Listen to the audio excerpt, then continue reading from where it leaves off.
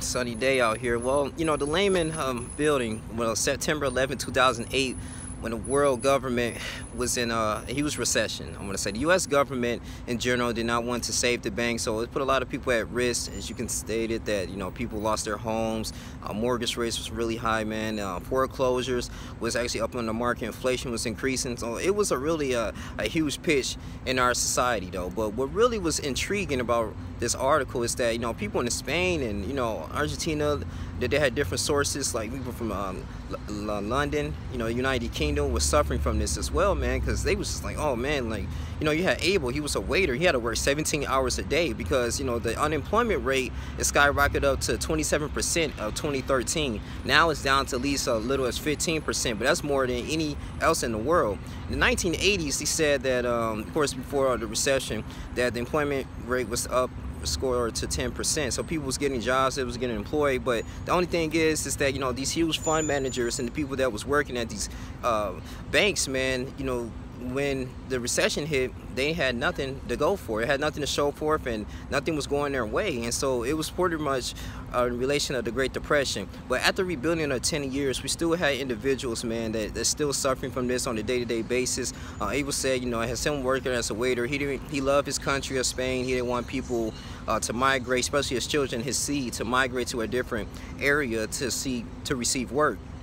And that can be very hard, man. Sort of like that in America, man. If you don't like America, you can get out. You know how that is. But people was just still, recovering from this, and you want to understand, like, where's all this money going to? I think all the politicians, you got people that, that had a fiscal crisis in Argentina that's worth $64 billion, man. You got I talked about the United Nations Work Relief Act that's supposed to aid Palestinians in that particular time. So, man, all this money is just pretty much being misled and it's being misguided, and it's not evenly distributed to the citizens in that country. So, there's people just keeping their hopes up on this, though. But the rebuilding aids, man, it was taken picture of in 2008.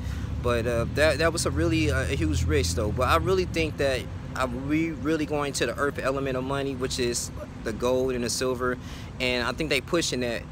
And this is pretty much maybe the unique agenda of the world government, one world government, man, to control all the population, eugenics, control it, and have an ability to tell you when to buy things and how to buy stuff with the radio frequency identification chips installed in the right hand. It's all kinds of things they're going to be implementing.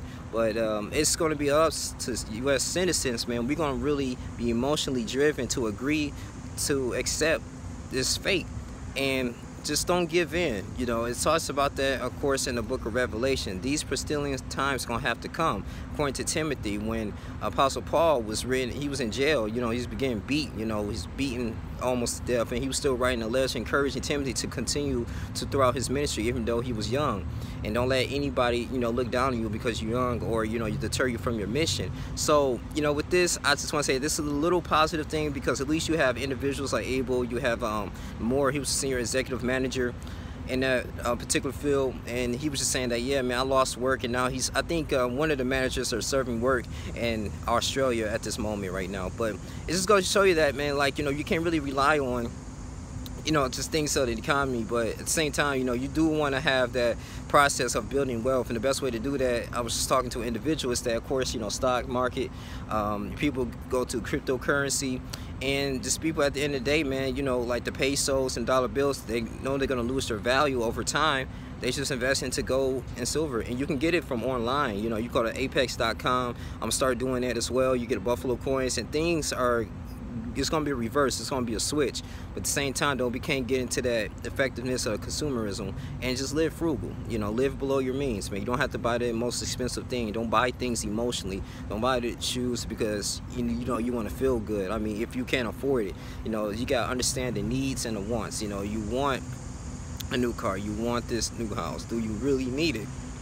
It's basic economics. But at the end of the day, man, I just kind of want to report this story, though. It's still kind of fascinating, astonishing that, we still have different people are all over the world, man. They still kind of rebuilding after the recession, man. The U.S. government has a huge toll on this in a little bit, man. But at the end of the day, it's still capitalism, and that's just how, this world is still ran. But you guys continue to like, comment, subscribe. I might have the article here in the link in the description box. You guys can continue to support this channel. I love you guys, man, and I'm out.